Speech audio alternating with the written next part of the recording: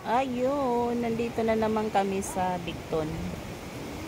Nag-walking kami guys, nandito kami. Umupo muna kami sandali kasi nakakapagod maglakad. So, nandito kami. Nakaupo kami dito. Ayan yung view, makikita mo yung dagat. May mga baluto. Mga small boat, ayan.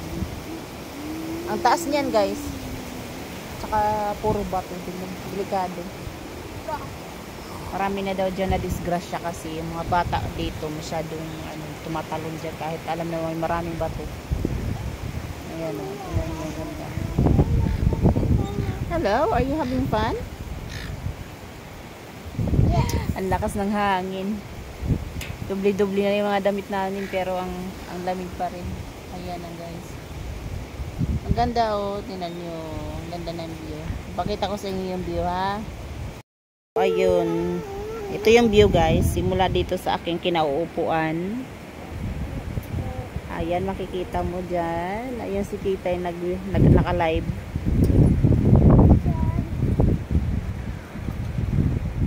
Ang ganda diba? Yes! I found it!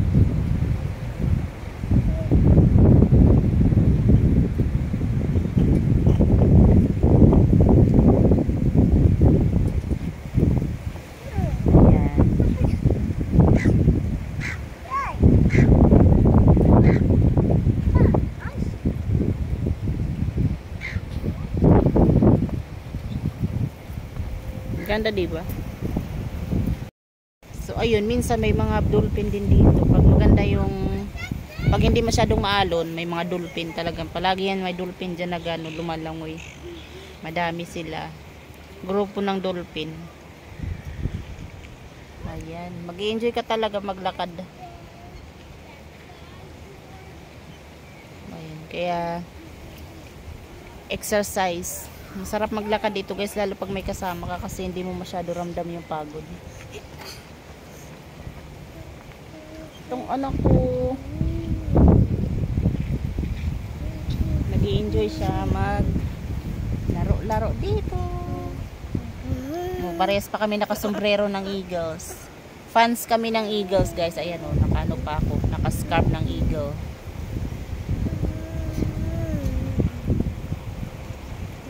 Ganda dito. Kaya lang ang lamig gawa ng sobrang lakas ng hangin. Buti medyo maaraw.